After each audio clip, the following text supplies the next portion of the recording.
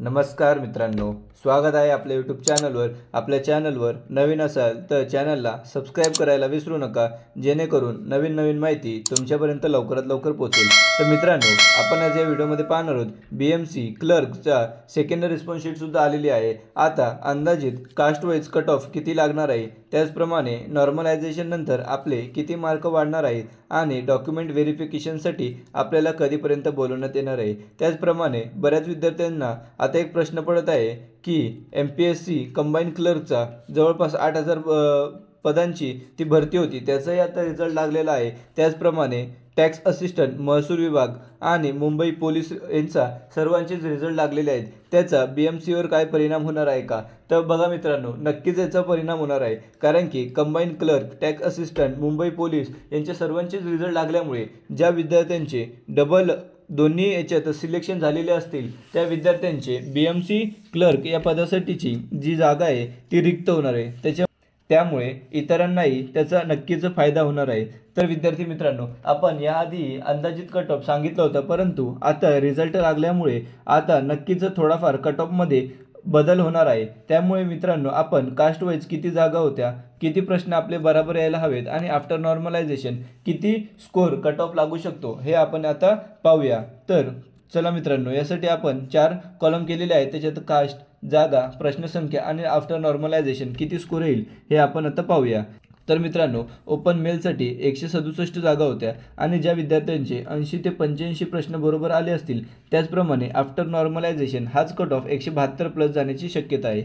Open फिमेलची जागा 152 होती आणि ज्या विद्यार्थिनींना 80 ते 83 प्रश्न ज्यांचे बरोबर असतील, त्याचप्रमाणे आफ्टर नॉर्मलायझेशन हाच स्कोर 168 प्लस जाण्याची शक्यता आहे। ओबीसी मेल या प्रवर्गासाठी 148 जागा होत्या आणि त्यांची प्रश्नसंख्या किती बरोबर यायला हवी, तर ज्या विद्यार्थ्यांचे 78 ते 83 प्रश्न बरोबर आले असतील, त्याचप्रमाणे आफ्टर नॉर्मलायझेशन हा स्कोर 169 प्लस जाण्याची शक्यता आहे। फिमेल या प्रवर्गासाठी जवळपास 136 जागा होत्या आणि त्यांचे 76 ते 80 प्रश्न बरोबर आले असतील, त्याचप्रमाणे आफ्टर नॉर्मलायझेशन हा स्कोर 165 प्लस जाण्याची शक्यता आहे। आता बऱ्याच विद्यार्थी म्हणत असतील की ओपनमध्ये एवढ्याच कमी जागा होत्या का, 167 152 जागा होत्या। तर विद्यार्थी मित्रांनो, इथं लक्षात द्या, 167 मध्ये फक्त सर्वसाधारण आणि महिला या दोघांचेच प्लस करून मी इथं टोटल टाकलेले आहे। त्या ओपनमधील हँडिकॅप, स्पोर्ट्स या विद्यार्थ्यांचे मी इथं जागामध्ये ॲड केलेले नाही आहे, त्याच्यामुळे इथं फक्त सर्वसाधारण आणि महिला यांची जर टोटल आहे, त्यामुळे हा जागा एवढी तुम्हाला कमी दिसत असेल। त्याचप्रमाणे आता EWS मेल यांच्यासाठी 60 जागा होत्या आणि ज्या विद्यार्थ्यांचे 75 ते 80 प्रश्न बरोबर आले असतील, त्याचप्रमाणे आफ्टर नॉर्मलायझेशन हा स्कोर 164 प्लस जाण्याची शक्यता आहे। EWS फिमेलसाठी 56 जागा होत्या आणि ज्या विद्यार्थिनींचे 72 ते 76 प्रश्न बरोबर आले असतील, त्याचप्रमाणे आफ्टर नॉर्मलायझेशन हा स्कोर 160 प्लस जाण्याची शक्यता आहे। SEBC फिमेल यांच्यासाठी सुद्धा 60 जागा होत्या आणि ज्या विद्यार्थ्यांचे 75 ते 80 प्रश्न बरोबर आले असतील, त्याचप्रमाणे आफ्टर नॉर्मलायझेशन हा स्कोर 165 प्लस जाण्याची शक्यता आहे। SEBC फिमेल या प्रवर्गासाठी जवळपास 56 जागा होत्या आणि ज्या विद्यार्थ्यांचे 72 ते 76 प्रश्न बरोबर आले असतील, ते सेफ झोनमध्ये आहेत आणि आफ्टर नॉर्मलायझेशन हा स्कोर 160 प्लस जाण्याची शक्यता आहे। त्यानंतर विद्यार्थी मित्रांनो, VJNTA मेल प्रवर्गासाठी फक्त 17 जागा होत्या आणि नक्कीच या कास्टसाठी आता कट ऑफ हाय जाण्याची शक्यता आहे, कारण जागा कमी असल्या की कट ऑफ हाय जातोच। त्यामुळे विद्यार्थी मित्रांनो, VJA मेलसाठी 72 ते 76 प्रश्न ज्या विद्यार्थ्यांचे बरोबर असतील, त्याचप्रमाणे आफ्टर नॉर्मलायझेशन हा स्कोर 158 ते 160 पर्यंत जाण्याची शक्यता आहे। VJA फिमेलसाठी फक्त 15 जागा होत्या आणि ज्या विद्यार्थ्यांचे 68 ते 72 प्रश्न बरोबर आले असतील, त्याचप्रमाणे आफ्टर नॉर्मलायझेशन हा स्कोर 154 प्लस जाण्याची शक्यता आहे। नंतर NTB मेल या प्रवर्गासाठी 18 जागा होत्या आणि ज्या विद्यार्थ्यांचे 70 ते 73 प्रश्न बरोबर आले असतील, त्याचप्रमाणे आफ्टर नॉर्मलायझेशन कट ऑफ हाच स्कोर 155 प्लस जाण्याची शक्यता आहे। त्यानंतर NTB फिमेल याच्यासाठी फक्त 16 जागा होत्या आणि ज्या विद्यार्थ्यांचे 65 ते 70 प्रश्न बरोबर आले असतील, त्याचप्रमाणे आफ्टर नॉर्मलायझेशन हा स्कोर 150 प्लस जाण्याची शक्यता आहे। त्यानंतर NTC मेल या प्रवर्गासाठी फक्त 12 जागा होत्या आणि ज्या विद्यार्थ्यांचे 68 ते 72 प्रश्न बरोबर आले असतील ते सेफ स्कोअरमध्ये आहेत आणि कट ऑफ हा या प्रवर्गासाठी 156 प्लस जाण्याची शक्यता आहे। NTC फिमेल या प्रवर्गासाठी 12 जागा होत्या आणि ज्या विद्यार्थ्यांना 65 ते 70 प्रश्न बरोबर आले असतील त्याचप्रमाणे आफ्टर नॉर्मलायझेशन हा स्कोअर 148 प्लस जाण्याची शक्यता आहे। NTD मेल या प्रवर्गासाठी सुद्धा 12 जागा होत्या आणि ज्या विद्यार्थ्यांचे 70 ते 72 प्रश्न बरोबर आले असतील त्याचप्रमाणे आफ्टर नॉर्मलायझेशन हा स्कोअर 155 प्लस जाण्याची शक्यता आहे। त्यानंतर विद्यार्थी मित्रांनो NTD फिमेल या प्रवर्गासाठी फक्त 11 जागा होत्या आणि ज्या विद्यार्थ्यांचे 65 ते 70 प्रश्न बरोबर आले असतील त्याचप्रमाणे आफ्टर नॉर्मलायझेशन हा स्कोअर 146 प्लस जाण्याची शक्यता आहे। त्यानंतर विद्यार्थी मित्रांनो SC मेल आणि SC फिमेल तर SC मेलसाठी 47 जागा होत्या आणि त्यांचाही कट ऑफ हाय जाण्याची शक्यता आहे। त्याच्यामुळे ज्या विद्यार्थ्यांचे 70 ते 75 प्रश्न बरोबर आले असतील त्याचप्रमाणे आफ्टर नॉर्मलायझेशन हा स्कोअर 165 प्लस जाण्याची शक्यता आहे।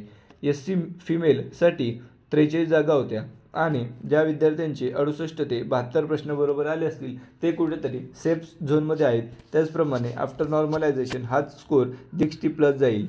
मेल या प्रवर्गासाठी 48 जागा होत्या आणि या प्रवर्गात सुद्धा 70 ते 75 प्रश्न ज्या विद्यार्थ्यांचे बरोबर असतील ते कुठेतरी सेफ झोनमध्ये आहेत त्याचप्रमाणे 162 प्लस हा कट ऑफ जाईल। त्याचप्रमाणे ST फिमेल या प्रवर्गासाठी 45 जागा होत्या आणि ज्या विद्यार्थ्यांना 68 ते 72 प्रश्न बरोबर आले असतील त्याचप्रमाणे आफ्टर नॉर्मलायझेशन हा स्कोअर 160 प्लस जाण्याची शक्यता आहे। त्यानंतर मित्रांनो दिव्यांग ही 74 जी जागा आहेत त्या सर्व कॅटेगरीच्या मी एकत्र इथं दिव्यांगांची ती जागा दिलेली आहे। त्याचप्रमाणे अनाथ स्पोर्ट यांची सर्व जी कॅटेगरी कास्ट वाईज आहेत त्या सर्वांची टोटल मी इथं दिलेली आहे, ठीक आहे। तर त्यानंतर दिव्यांगांसाठी 74 जागा होत्या आणि ज्या विद्यार्थ्यांचे 60 ते 65 प्रश्न बरोबर आले असतील त्याचप्रमाणे आफ्टर नॉर्मलायझेशन हा स्कोअर 135 प्लस जाण्याची शक्यता आहे।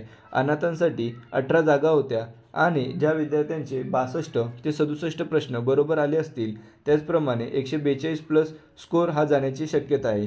त्यानंतर विद्यार्थी मित्रांनो स्पोर्ट्स कोट्यामध्ये 92 जागा होत्या आणि ज्या विद्यार्थ्यांचे 70 ते 75 प्रश्न बरोबर आले असतील ते कुठेतरी सेफ झोनमध्ये आहेत आणि त्यांचं कट ऑफ हा 150 प्लस जाण्याची शक्यता आहे। त्याचप्रमाणे भूकंपग्रस्त यांचंही फक्त 38 जागा होत्या आणि ज्या विद्यार्थ्यांचे 65 ते 70 प्रश्न बरोबर आले असतील त्याचप्रमाणे आफ्टर नॉर्मलायझेशन हा स्कोअर 148 प्लस जाण्याची शक्यता आहे।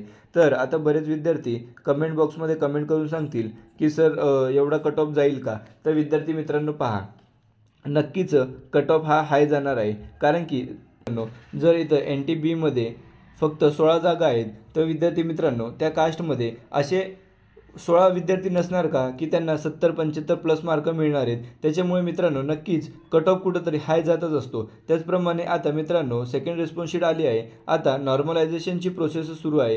ही नॉर्मलायझेशनची प्रोसेस जवळपास 15 दिवस घेते कारण की या प्रोसेसमध्ये आता ज्या विद्यार्थ्यांचे प्रश्न रद्द झालेले आहेत त्यांना मार्क द्यायचे आहेत, त्याचप्रमाणे खूप मोठी प्रोसेस आहे त्याच्यामुळे याला जवळपास 15 ते 20 दिवस लागण्याची शक्यता आहे। त्याच्यामुळे हा रिझल्ट जवळपास आता कट ऑफचा रिझल्ट आणि अंतिम रिझल्ट हा एकत्रच येणार आहे। त्यामुळे मित्रांनो आपल्याला 28 फेब्रुवारी म्हणजे फेब्रुवारीच्या एंडिंग किंवा मार्चच्या फर्स्ट वीकमध्ये आपल्याला अंतिम रिझल्ट लागेल आणि ज्या विद्यार्थ्यांचं सिलेक्शन होईल त्यांची PDF प्रसिद्ध केली जाईल। त्याचप्रमाणे विद्यार्थी मित्रांनो तुम्हाला डॉक्युमेंट व्हेरिफिकेशनसाठी मार्च महिन्याच्या एंडिंगपर्यंत किंवा एप्रिलच्या फर्स्ट वीकपर्यंत बोलवतील कारण की मे महिन्यामध्ये BMCचे इलेक्शन आहेत आणि या इलेक्शनच्या आधी तुम्हाला तुमची जी प्रोसेस आहे ती त्यांना पूर्ण करायची आहे। त्याचप्रमाणे तुम्हाला इलेक्शन ड्युटीसुद्धा लावायची आहे। त्याच्यामुळे कुठंतरी इलेक्शनचा परिणाम होईल तुमच्यावर आणि लवकरात लवकर डॉक्युमेंट व्हेरिफिकेशनसाठी बोलवून ही लवकरात लवकर ही कंप्लीट प्रोसेस ते करतील। व्हिडिओ आवडल्यास व्हिडिओला लाईक, शेअर आणि सबस्क्राईब करायला विसरू नका। धन्यवाद।